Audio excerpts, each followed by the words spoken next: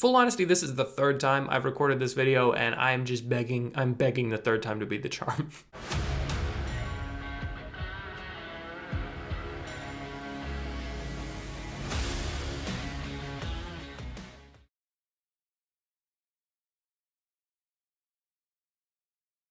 Hey, what's up? My name is John Bonjour. I am a writer and an artist. I'm also a film enthusiast, but that's separate. If you give me a couple of minutes today, I would really like to share something that's very, very important to me and hopefully will be important to you and a lot of people. It's the comic book that I'm working on called Edge of Bordertown. Before you click away, because this is an ad, technically it is, but hear me out, please. Just stay with me for whatever 8 minutes, 10 minutes this video is, because A, I've only told this full story to like 2 people, one of them being my therapist, and B, I think that it's going to be worth your time. I think it's something pretty cool. So, the idea for this book came to me on a road trip, the most important road trip of my life. I was driving from Colorado to California to ask my then girlfriend's mother for her blessing to marry my now wife. Obviously, spoilers, it worked out pretty sweet.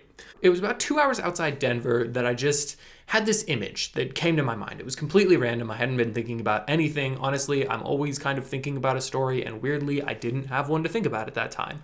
And it was this image of this octopus-headed man watching whales fly through the sky, which may lead you to believe that I was partaking of some substances while I was driving. I wasn't.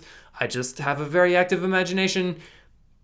I'm pretty sure that's normal, I hope. Anyway, that wasn't the first time that I had seen that octopus-headed man.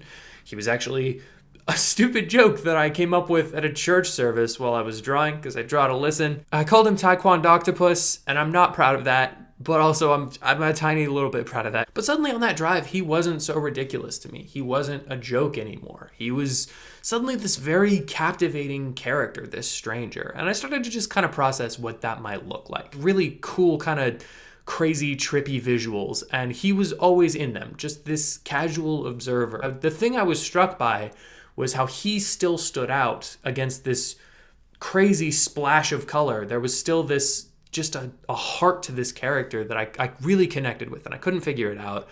For a long time, I tried to workshop like how to make this some sort of superhero story, because that's my first instinct all the time. And then that never worked. It never fit. He was always this wanderer, and sure, he would get into scrapes, but like he wasn't a vigilante. Eventually, it all came together, and I realized that this is an apocalypse story, but it's also quite a bit more than that. It's kind of a therapy session, which sounds so pretentious, and I promise you it's not. Or maybe it is. Honestly, I can't read it with fresh eyes, so maybe it is pretentious. I hope it's not. Anyway, the story developed into this world where this thing that I called a probability apocalypse had happened. And basically what that means is the probability of pretty much everything is now constantly in flux. So your plant could become a dinosaur. You could randomly disappear and then reappear in the ocean. Anything can happen. Anything does happen. And yet, this character, who I will eventually go on to call Curacan, or Q, he still stands out to me. He still becomes this part of this world that feels like an outsider when everything is an outsider. I really connected with him. And it took me so long to figure out why, because sometimes you just don't see your original kind of inspiration for things. And then I finally put it together. This is going to be a very personal section of the video, so if you're uncomfortable with like emotions or just hearing about the plights of a straight white male, skip through. It's fine. I understand.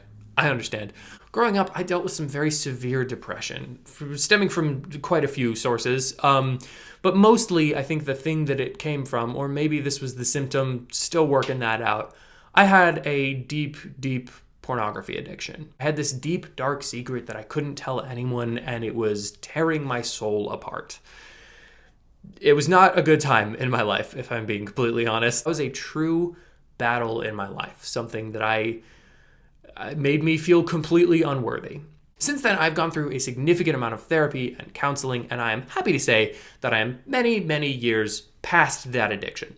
Beautiful thing, wonderful thing. Everyone congratulate me, I did such a good job. That is fully a joke. Absolutely, it is not by my hand. That's probably not how I should phrase that. Absolutely, it was not my will that got me out of that. I'd always grown up in church, but it wasn't really my religion. It was just the thing my parents believed, and I went, yeah, sure, okay, that's a place that gives me coffee and sometimes cupcakes on Sunday mornings. Yeah, they did cupcakes. It was pretty sick, I'm not gonna lie. Like, churches should start doing that more often. That got me into church. Anyway, getting connected with someone at that church, shout out Wes, to be my mentor, that was the thing that truly sparked my survival, quite honestly. That is absolutely not an exaggeration. I have a very specific night. Don't remember the date. Probably I should, but I just don't want to go back and do the math. I was in a low moment and it was just not good. It had been years of dealing with this addiction and the depression and feeling alone. And I just, out of nowhere, kind of decided, like, well, this is it. This is it for me. I'm done. I promise I won't go too graphic here, but I was about to take my life, and I heard, as loud as I can hear, a non-audible sound, God, which was very jarring for me because I kind of believed, but I didn't really completely believe. But I just remember this sound, this voice in my head just telling me, hey, I'm not done with you yet. You could say that's survival instinct, and you're welcome to believe that. I don't for a second. I truly believe that God intervened in that moment, and since then, I have not been the same.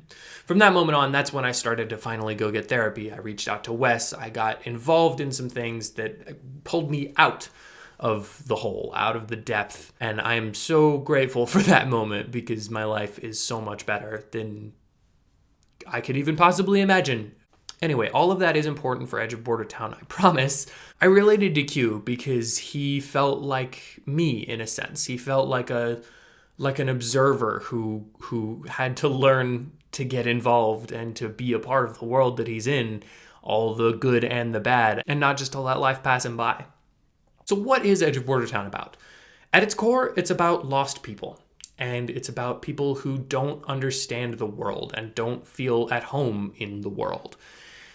It's about me. It's about probably some of you, I hope. And it's about learning to embrace living life.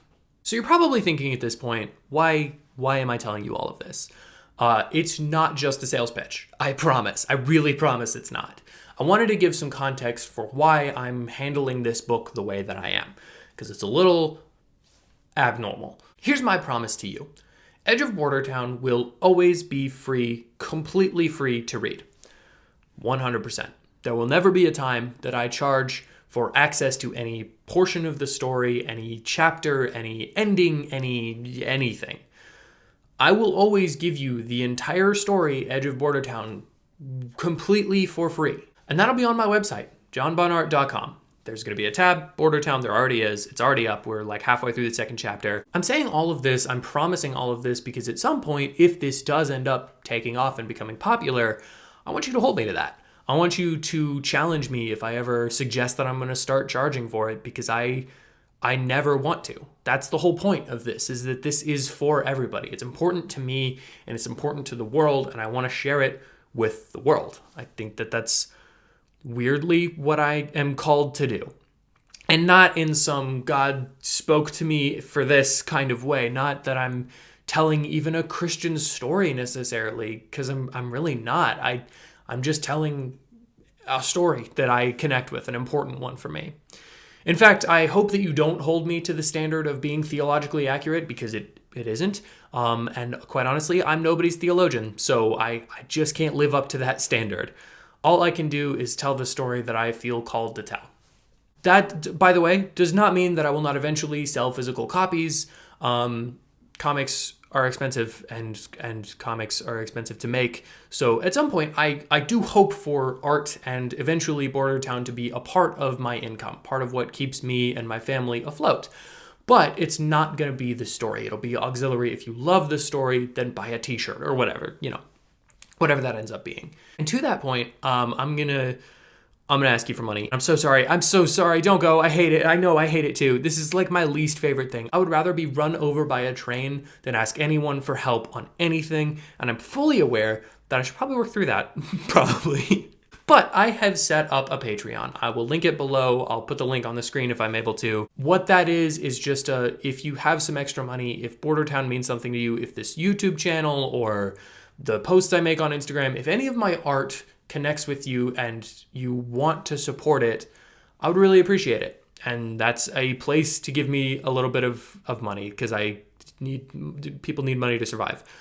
Just to be 100% clear, do not feel that if you are not able to give me money that you shouldn't read Edge of Bordertown or that you shouldn't watch my videos or anything like that. At no point do I want this to be some weird moral thing where you're like, I don't know, I don't give money, so I probably should read it, watch it. Please, I actually would love it if you did. It would mean a lot to me if you read Edge of Bordertown. That's more important than the money. The money is also important just for life, but like my soul is more fulfilled by people reading Bordertown. So yeah, that's it. Comics are for everybody. Art is for everybody.